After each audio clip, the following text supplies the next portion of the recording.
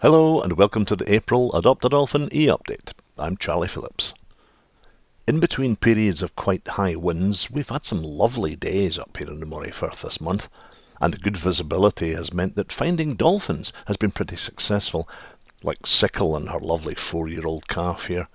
I haven't seen them for a long time, and it was interesting watching them travelling quite close to the huge green dredger ship that's doing a lot of work turning the old silted up harbour at Whiteness into a new usable one. I wonder whether this noise affects the way the dolphins use this important protected area of the inner Firth. Dolphins live in a world of sound, of course, and it's important for them to hear each other when they're hunting and also socialising. On the subject of hunting, I came across a group of dolphins that were actively catching fish, and getting a bit closer, I could see that Bonnie had been very successful in getting a huge salmon for her lunch. Well done, that girl. She was showing the guys how it should be done. As I watched Charlie whooshing around a few times getting much smaller fish, he turned and came right under the boat and headed off into the distance to go and join his buddy Scoopy, who was quite a distance away. I haven't had much luck with any of the other adoption stars this month. They're all out of range just now, with groups of dolphins seen away up north from the Black Isle area and along the southern coast of the Moray Firth near the WDC Scottish Dolphin Centre. Back in the inner Firth in the Chanonry Narrows, a few dolphins have been patrolling around, like Sugar in this photo here, rounding up some sprats that are being moved in and out of the area by the big spring tides.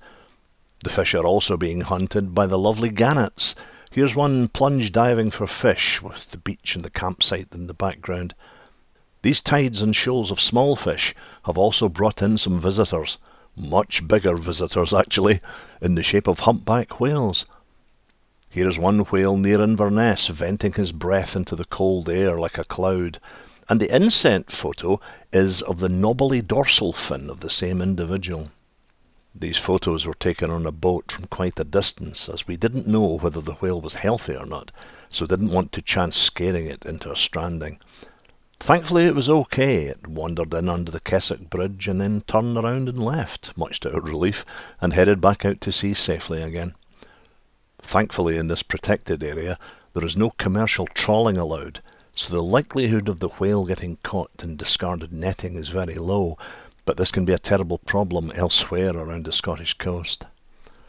Well, that's all from me this month.